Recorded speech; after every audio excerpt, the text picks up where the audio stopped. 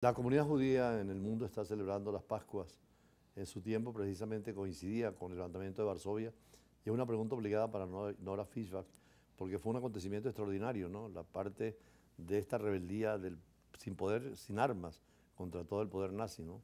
Es correcto. El 19 de abril de 1943, un grupo de 500 judíos se enfrentó a todo el ejército nazi que iba a liquidar absolutamente el gueto de Varsovia, y esto se ve en la película El pianista. Entonces, el 19 de abril de 1943, cuando tratan de entrar las tropas alemanas a liquidar el gueto de Varsovia y hacer los últimos transportes de judíos a Treblinka mayormente, no pudieron. Y tuvieron la resistencia de este grupo de 500 judíos, de los cuales sobrevivieron 40, durante 3 semanas. Durante 3 semanas, es decir, del 19 de abril al 16 de mayo de 1943, resistieron con granadas, con molotov, con cócteles molotov y uno que otro revólver, y mataron y liquidaron todo el gueto de Varsovia. El reporte que dieron los nazis fue que con el bombardeo de la sinagoga de Varsovia se acababa la población, se quedaba aniquilada toda la población judía en Varsovia. Lo importante de esto es que es la primera rebelión que existe en Europa contra los nazis. Por otra parte, hubo una participación importante de la resistencia polaca, de un ejército que se llama el Ejército Patriota Polaco, que reportaba al gobierno polaco en el exilio. Entonces hay toda una historia interesantísima, porque había que remontarse. ¿Por qué no existe un ejército en Polonia en el momento de la Segunda Guerra Mundial? Porque existe también, hubo la matanza de Katyn en un principio, en donde se eliminó a las grandes cabezas y a los grandes generales y a los mandos Eso medios. fue bajo Stalin, ¿no?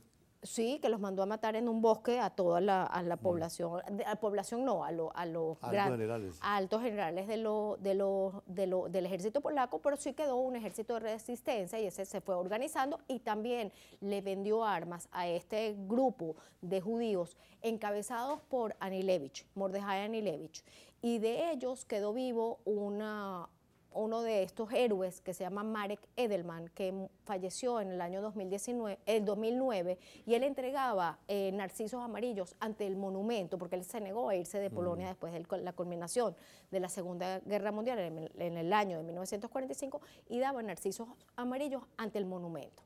Y este año se entregaron o llegaron al monumento, después de una campaña hecha en Polonia y en varias ciudades del mundo, llegaron al monumento de los héroes del levantamiento del gueto de Varsovia 2 millones de narcisos amarillos.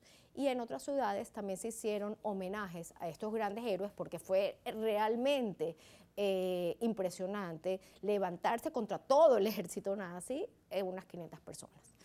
Ahora esta rebelión de Varsovia sigue siendo un modelo frente a los gobiernos autoritarios y dictatoriales. Sí, claro que sí, porque también se podría decir que es David contra Goliat.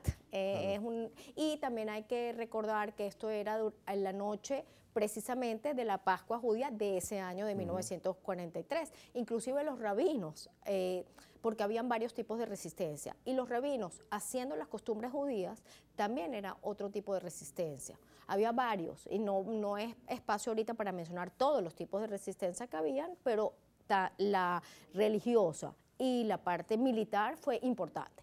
También hay que mencionar 2 héroes polacos dentro de esta rebelión que hubo contra los nazis, que es Karski y Pilecki. Karski se metió al gueto de Varsovia para comunicarle al gobierno de Varsovia en el exilio que era realmente lo que estaba pasando con la población judía.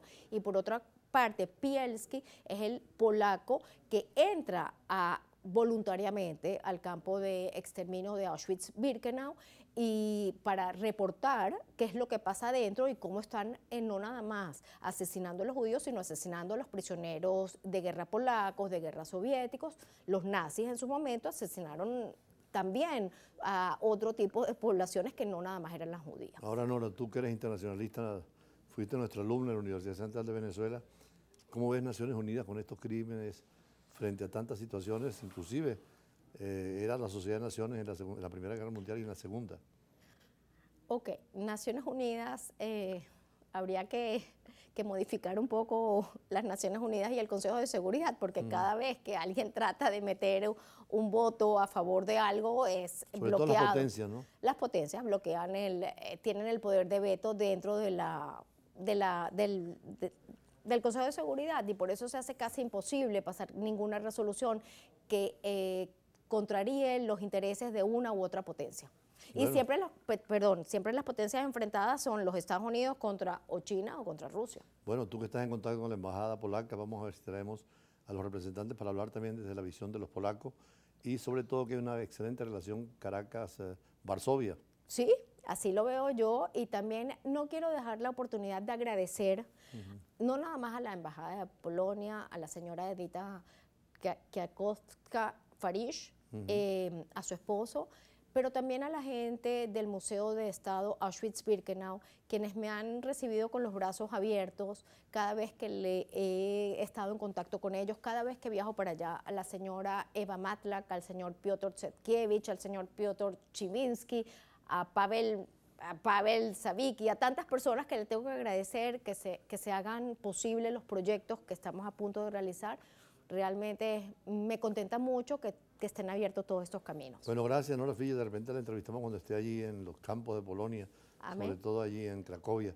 Y seguimos con otras entrevistas del día, siempre en el área internacional. Ya regresamos.